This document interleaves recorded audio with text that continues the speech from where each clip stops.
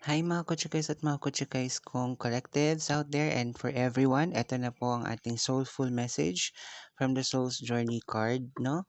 And let's see what will be the message for today from our universe. Tingnan natin kung ano nga ba magiging mensahe sa atin ni universe on today's situation, no? Tingnan natin. So, sa lahat ng makaka-relate dyan, yung tutugma sa inyo yung inyong sitwasyon ay mabuti kung tumutugma o sabihin natin at least nalalaman ninyo kung ano yung mga kasagutan sa sitwasyon ninyo sa araw na ito.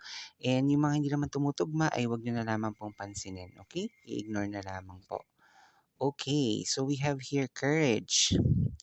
I find the inner strength to face fear with confidence. So, ibig sabihin nito, ano man yung mga bagay na bumabagabag sa inyo sa ngayong araw na to or sa mga darating pa na araw, no? Or sa mga nangyayari sa ating sitwasyon as of the moment, maging courageous tayo, no? And everyone needs to find strength from themselves. Face your fears, ika nga with confidence. Marami kasi tayong iba't ibang klase ng fears or takot sa buhay. Mga ilan dyan, yung takot mawalan ng partner, um, may takot sa sarili na mas maging umasenso or mag-progress sa mga bagay na kanilang ginagawa, no? Maaari kasi yung mga takot na yan ay ilan sa mga takot na yan ay maaaring magdulot ng hindi magandang disposisyon sa ating buhay. So, in terms of this kind of situation, lalo na sa mga nahihirapan dyan, no, in terms of your life situation as of the moment, no, magkaroon ng mas mahigit na tapang, no, sa pagharap ng mga pagsubok or daily challenges from the universe, no?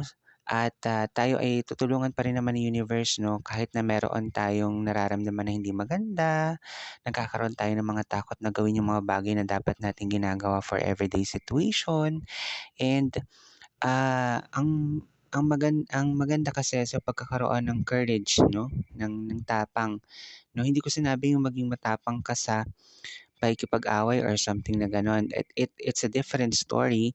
But anyways, in terms of courage, no, ang maganda kasi dito kapag tinatapangan mo yung sarili mo, the more na challenge ka ni universe, the more na binibigyan ka ng mga pagsubok, ay the more na dapat nagkakaroon ka ng lesson from it. And at the same time, dapat din na aside sa natututo ka, ay nai-apply mo sa sarili mo yung mga lessons na to. So the next time na magkaroon ka ng takot ulit sa sarili mo na harapin yung mga ganitong pagsubok, ay kahit papaano, alam mo na kung ano yung dapat mong gawin para harapin yung mga pagsubok na ito. No? So wag lang matatakot sa mga sitwasyon na nangyayari sa buhay sa ngayon.